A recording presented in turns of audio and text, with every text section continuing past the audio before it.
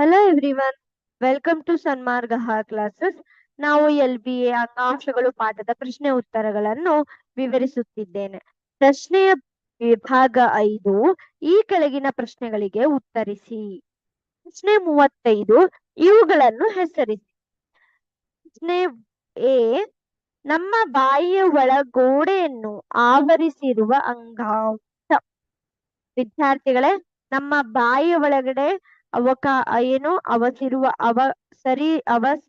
ಅವರಿಸಿರುವ ಅಂಗಾಂಶ ಬಂದ್ಬಿಟ್ಟು ಚಪ್ಪಟೆ ಅನುಲೇಪಕ ಅಂಗಾಂಶ. ಇದು ಅನುಲೇಪಕ ಅಂಗಾಂಶದ ವಿಭಾಗವಾಗಿದೆ ಅಲ್ವಾ. ನಂತರ ಪ್ರಶ್ನೆ B, ಸ್ನಾಯುಗಳನ್ನು ಮೂಳೆಗಳಿಗೆ ಬಂಧಿಸುವ ಅಂಗಾಂಶ. ವಿದ್ಯಾರ್ಥಿಗಳೇ, ಇಲ್ಲಿ ನೋಡಬಹುದು ನೀವು ಸ್ನಾಯುಗಳು ಮೂಳೆಗಳಿಗೆ ಬಂಧಿಸಲಾಗಿದೆ ಇಲ್ಲಿ ಅಲ್ವಾ. ನೋಡ್ಬೋದು, ಇಲ್ಲಿ ಮೂಳೆಗಳಿಗೆ ಬಂಧಿಸಲಾಗಿದೆ. ಇವುಗಳನ್ನು ಏನೆಂದು ಕರೆಯುತ್ತಾರೆ? ಇವುಗಳನ್ನು ಸ್ನಾಯು ರಜ್ಜುಗಳೆಂದು ಕರೆಯಲಾಗುವುದು. ಸ್ನಾಯು ರಜ್ಜು ಅಂದ್ರೆ ಟೆಂಡಾನ್ ಎಂದು ಕರೆಯುತ್ತಾರೆ. ಟೆಂಡಾನ್ಸ್ ಅಲ್ವಾ. ಸೊ ಸ್ನಾಯು ರಜ್ಜು ಅಂಗಾಂಶ ಬಂಧಿಸಲ್ಪಡುತ್ತದೆ, ಸ್ನಾಯುಗಳು ಮತ್ತು ಮೂಳೆಗಳನ್ನು. ನಂತರ ಪ್ರಶ್ನೆ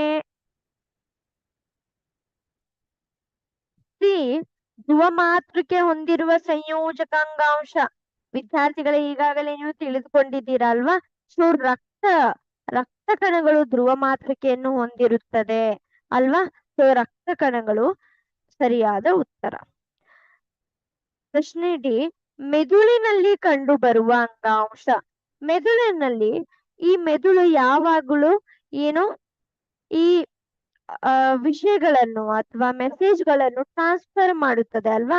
ಸೊ ಆದ್ದರಿಂದ ಈ ಮೆದುಳಿನಲ್ಲಿ ನರ ಅಂಗಾಂಶವಿರುವುದು ನರಕೋಶ ಎಂದು ಕರೆಯಲ್ಪಡುತ್ತದೆ.